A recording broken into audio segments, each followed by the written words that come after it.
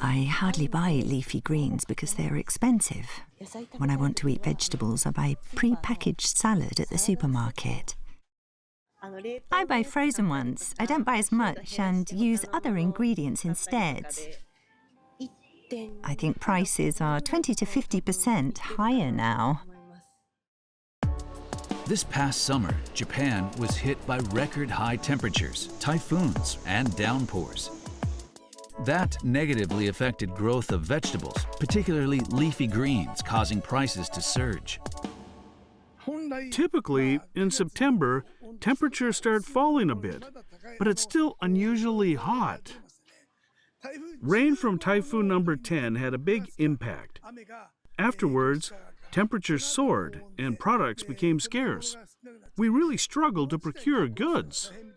Prices have been stably high. Rice has also been in short supply, as scorching temperatures the year before resulted in poor yields. With the heat wave this summer, experts have pointed out that a similar situation is likely next year. Rice is expensive, but I don't have any at home, so I bought some. My kid is growing and eats a lot, so I have no choice but to spend money. The agriculture industry has been severely impacted by abnormal weather, such as extreme heat and sudden downpours in recent years.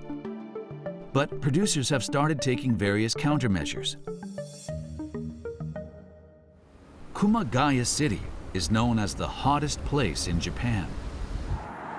The Agricultural Technology Research Center, which has been developing rice varieties for more than a century, started working on a type of rice resilient to heat about 10 years ago. The two in front are Emihokoro we planted in mid-May. Emihokoro is currently in the final stages of development. It's being developed as a more heat-resistant variety that can be easily grown in many regions. And in trial cultivation in the scorching heat last year, they say they were able to harvest top-grade rice. From this year, they started trial cultivation across the prefecture on about 12 hectares of land. We do cultivation tests by harvesting 3.3 square meter plots to see how big a yield we can get. It was especially hot this year, so we're checking how much the quality has dropped and how much high-quality rice we can harvest. We also harvest the plots to study the composition more closely.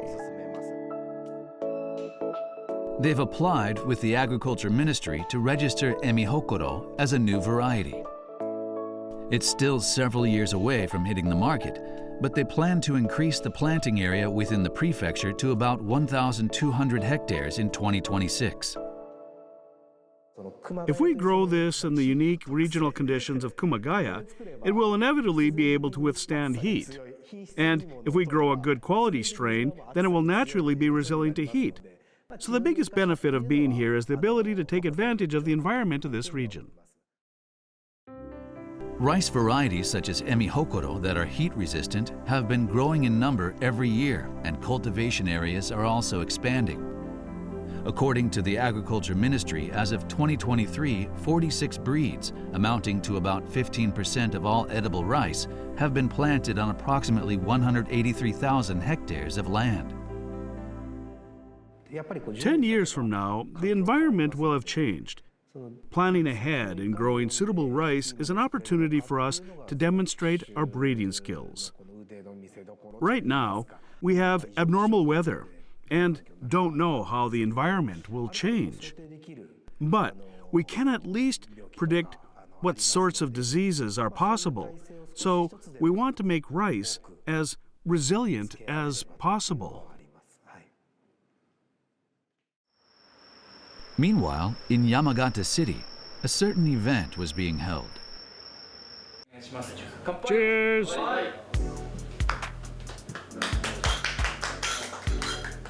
The people who've gathered here are drinking beer made with Satonishiki, a sakurambo cherry of the highest quality.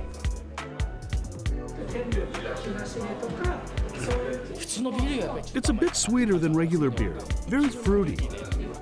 It tastes different from the craft beer I usually drink, and it's delicious. This is the world's first craft beer, 100% made from fully ripe Satonishiki cherries. Using only Satonishiki with a sugar content of more than 20 degrees Brix, it's characterized by a mellow sakurambo cherry aroma that wafts through the nose when drinking it. Shipments started in September this year. It's produced in Yonezawa City, Yamagata Prefecture, by this small brewery. The idea was hatched by the heir of a sakurambo cherry farm in Yamagata Prefecture that's been around for 13 generations, Jun Numajiri. Satonishiki is delicious when you eat it the moment it's fully ripe, but it easily spoils and couldn't be shipped out. Once it over-ripens, it becomes too soft and won't hold up during transport. Until now, they had no choice but to throw away overripe Satonishiki. Mr. Numajiri wanted to somehow solve this problem and adopted a flash freezing technology to keep the cherries in a fully ripe condition. He set up a business of purchasing Satonishiki that were destined for disposal from neighboring sakurambo cherry farms and spent 10 years of repeated trial and error to develop and commercialize this craft beer. My biggest aim in starting this business model was to help farmers make money. Sakurambo cherry farmers have also been struggling with the severe heat since last year. This year, the sakurambo harvest in Yamagata Prefecture is expected to be about 8,700 tons, 60% of the amount in a typical year. According to Mr. Numajiri, the intense heat had an especially big impact this year, with more cherries turning ripe before reaching shipment size, and he says they received many inquiries from producers about taking the cherries off their hands.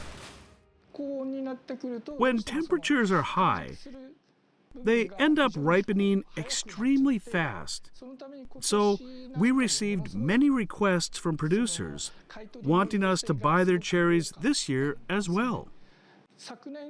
The requests have nearly doubled compared to last year. Mr. Numajiri wanted to buy sakurambo cherries at the highest price possible to help farmers and set an aggressive price for Satonishiki craft beer. He's eyeing an expansion into overseas markets in the future. We've gotten all the export and import licenses. We've had overseas sales channels in mind from the very start.